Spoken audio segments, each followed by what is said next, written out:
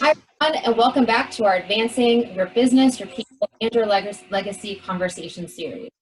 My name is Kendall Rawls, and I am the Director of Development with the Rawls Group, and I will be your moderator. Today, I am joined by Jean Venat, an associate with the Rawls Group. Having owned his own business and working as a manufacturer representative to retail automobile dealers, Jean brings extensive experience in strategic planning and enhancing business performance to the conversation. Tom Olney, who is a partner with Owl Automotive Consulting, is also joining us. Tom brings 32 years of operational experience and has directly participated in over 30 dealership acquisitions as a buyer, a seller, and a broker. Today, we're going to talk about operational excellence.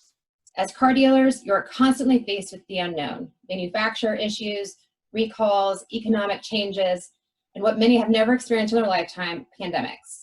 All these dynamics create disruptions or transitions in your business, which require operational excellence to succeed through the change, or what many may refer to as a strategic succession strategy. We have a powerhouse team of experts today with Jean and Tom, and are ready to dive in to answer common questions we're receiving from dealers across the country.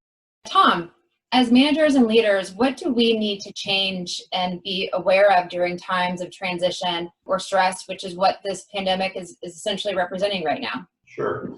I think the fundamentals of our business haven't changed. Some of our interactions with our customers have changed, as we spoke earlier, and the methods that we might interact with them. But I think the main thing that managers and leaders can do is to change their communication style. I think they need to have more frequency. They need to have a little different style when they do it, and they need to have a little different tone.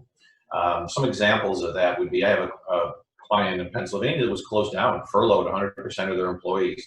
And as they open back up, the president of that company weekly writes an update to all employees. It can be 4 to 5 pages long, but he makes sure he communicates. Who's back to work? Welcome them back to work. Who's up next to come back to work? What's happening with their numbers? Hey, we sold more cars this week. We served.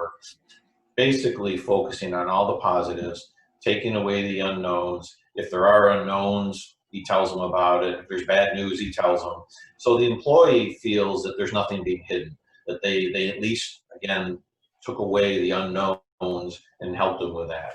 I read a good article the other day on the difference in managerial styles, being tough versus being compassionate, and we a lot of times think about compassion maybe as being too soft, but this article brought up a couple really good points. Normal reaction employee that makes them make is to reprimand or punish the employee, come down on them, to treat them, teach them a lesson so they won't do it again. I think today's different. I think in general it's different. And I think in the current environment we are, I think that you need to be effective in a different way. You need to have some compassion, some empathy, some curiosity. It doesn't mean you don't hold them accountable, but the approach is different. Instead of, why did you do that wrong? It's more of a, hey, let's have a conversation. Let's talk about this. Let me put myself in your shoes. What were you thinking when this happened? What was your thought process? How could we do it different in the future? At the end, you're still holding that employee accountable, and you're basically guiding them where they need to be. But you, with all the stresses that are going on personally for people, you come down on them hard, and they're either gonna shut you out, or they're gonna melt down, and your message probably isn't gonna get through. I think the other thing that is being forced on us, and I think especially in the automotive industry, we need to use this as a really great opportunity, and that is the work schedule changes, right? So, our schedules have been changed, the work from home, the different hours, the methods that customers want to interact with us.